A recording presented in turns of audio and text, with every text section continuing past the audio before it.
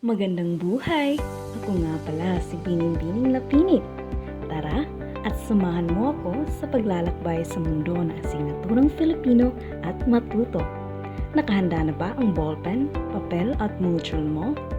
Kung gayon, magsimula na tayo. Sa pag-aaral na istruktura ng wika, nabatid nyo na ang isang pangungusap ay lipon ng mga salita at dapat itong binubuo ng simuno na siyang tinuturing na paksa at ng panaguri. Napakahalaga nito bilang pangunahin nating kaalaman upang magkaroon ng buong diwa ang ating pangungusap. Ngunit, ngayon sa ating aralin, lalabas tayo sa konseptong nabanggit sapagkat sa wikang Filipino ay may mga pangungusap na walang paksa pero nananatiling makahulugan. Madalas pa nga ng isang salita ay maaari ng maituring na pangungusap. Pansinin natin ang una at ang ikalawang eksenang makikita. Unang eksena. Magandang umaga! Wow! Gusto niyo kumain? Pangalawang eksena. Kaliligo lang. Hala!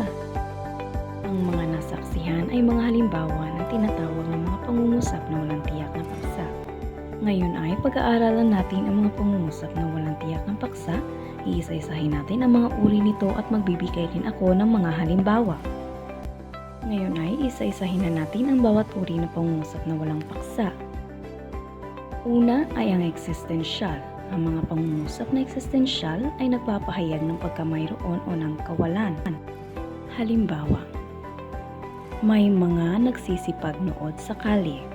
Kung mapapansin ninyo sa halimbawa, walang tiyak na simunong binanggit pero narito ang salitang may. Ibig sabihin, hindi man binanggit pero tiyak na mayroong nagsisipag nood. Sumunod na halimbawa, wala pang nanunood. Gaya ng unang halimbawa, wala ring tiyak na simunong binanggit pero mapapansin ninyo ang salitang wala.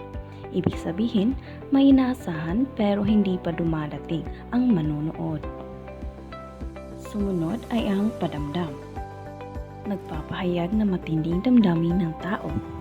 Mga halimbawa, laban! Oh my God! Kay ganda ng buhay! Mapapansin ninyo sa mga nabanggit na halimbawa, lahat ito ay nagtatapos sa tandang padamdam na nangangahulugan na ito ay mayroong matinding damdamin na nais iparating, kaya naman ito ay nakapaloob sa padamdam. Sunod ay ang maikling sambitla. Ang tinutukoy ay mga iisahin o dadalawahing pantig na napapahayag ng matinding damdamin. Gaya ng padamdam, nagtatapos din ito sa tandang padamdam. Bago tayo dumako sa halimbawa ng maikling sambitla, linawin muna natin ano nga ba ang pagkakaiba ng padamdam at ng maikling sambitla. Ang padamdam ay nakakatayo ng mag-isa, samantalang ang maikling sambitla ay idinurugtong lamang sa isang pangungusap. Halimbawa, naku! Aray! Ay! Ang mga halimbawang ito ay kadalasang dinurugtong sa isang buong pangungusap kaya ito nakapailalim sa tinatawag nating maikling sambitla. Pang-apat, pamanahon. Nagsasaad ng oras o uri ng panahon. May dalawang uri ito. Una ay ang phenomenal. Ito ay ang pangungusap na tumutukoy sa mga kalagayan o pangyayaring pangkalikasan o pangkapaligiran. Halimbawa, maalinsangan ngayon, lumilindol. Pangalawang uri ng pamanahon ay ang temporal.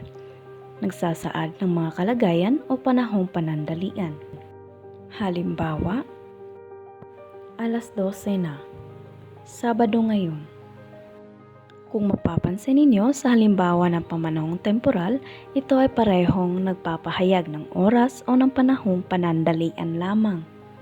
Bago tayo dumako sa kasunod na uri, linawin muna natin ang pagkakaiba ng phenomenal at temporal. Kapag sinabi nating phenomenal, ito ay ang mga pangyayaring pangkalikasan o pangkapaligiran na minsan lamang mangyari ngunit maaaring matagal. Samantalang ang temporal ay tumutukoy sa oras o panahon na madalas mangyari, ngunit ito'y panandalian lamang. Inuulit ko, phenomenal bihirang mangyari, ngunit maaaring magtagal. Temporal, madalas nangyayari ngunit panandalian lamang. Panglima, modal. Nangangahulugan ito ng gusto, nais, ibig, pwede, maaari, dapat o kailangan. Halimbawa, pwedeng sabihin, maaari ba?